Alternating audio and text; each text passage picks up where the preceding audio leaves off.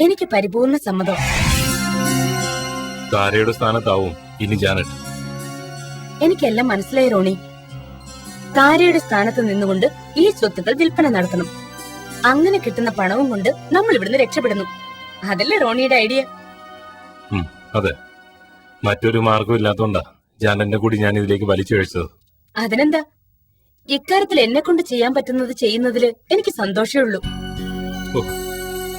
ജാനറ്റിന് എതിർപ്പുണ്ടാവുന്നൊരു ഭയം എനിക്കുണ്ടായിരുന്നു. എന്നെ പൂർണ്ണമായി റോണി മനസ്സിലാക്കിയിട്ടില്ലെന്നുള്ളതാ ഇപ്പോഴേ പറഞ്ഞതിന്റെ അർത്ഥം.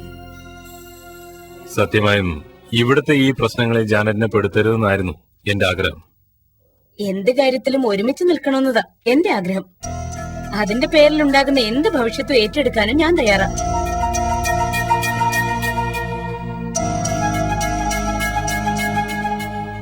ഇങ്ങനെ ഒരാൾക്കൊപ്പം ജീവിക്കാൻ കഴിയുക എന്നുള്ളത് എന്റെ കഴിഞ്ഞ ജന്മത്തിലെ പുണ്യമാണ്.